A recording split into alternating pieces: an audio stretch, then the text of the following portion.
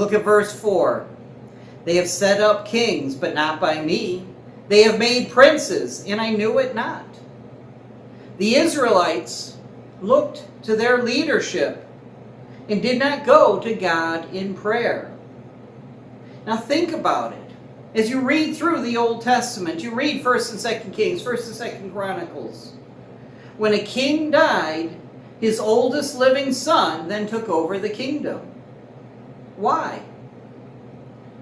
Well, because he was the firstborn. Not once do you ever read of the Israelites going to God in prayer after a king has died and ask God, who should be the next king? It was assumed that because God had promised that the kingdom would always be ruled by a descendant of David, that the firstborn son would rule. And so you could still have a descendant of David, but why did it have to be the living firstborn son? After all, David was not the firstborn son of Jesse. Solomon was not the firstborn son of David. The Israelites sinned because they did not go to God in prayer. And they reaped what they sowed.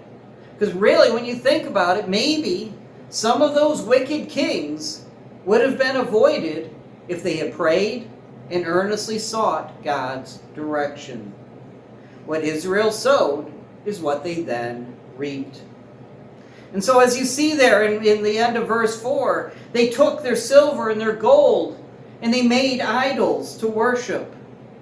And rather than continue to worship the Lord who loved them and cared for them, and actually was the one that provided the silver and gold to them, the Israelites decided instead to venerate their idols, sacrificing to the idols rather than sacrificing to the Lord God. They sowed to their vanity, and now they were going to reap God's wrath.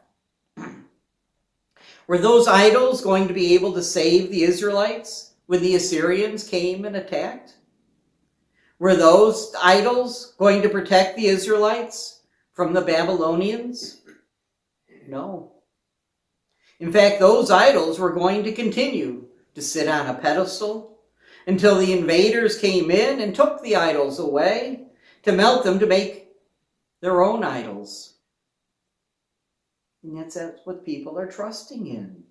And people are spending their lives trying to gain things. They are spending their lives trying to have more. They are spending their lives sowing to their vanities. And they will discover that they will reap absolutely nothing.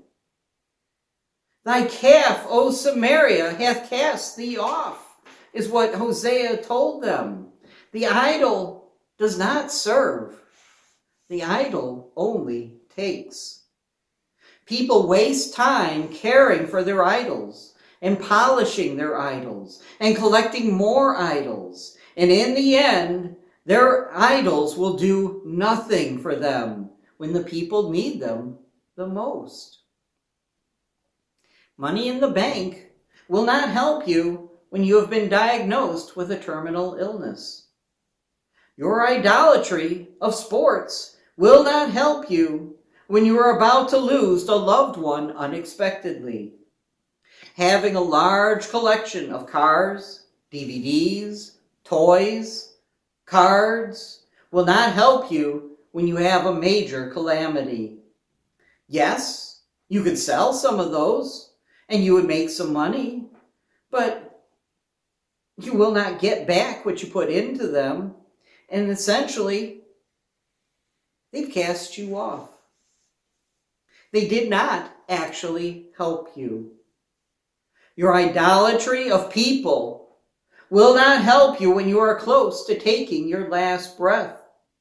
Your insistence on Sunday being family day, so no church attendance, is sowing to the wind.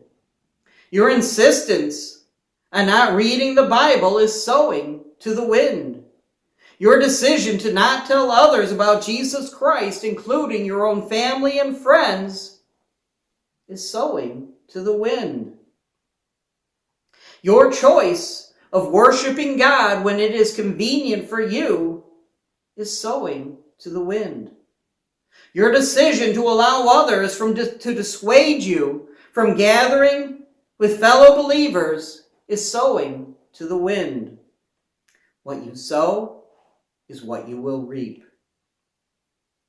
What you sow is what you will reap with your family, friends, and those closest to you. Those idols in your life will not help you. Only Jesus Christ can help you.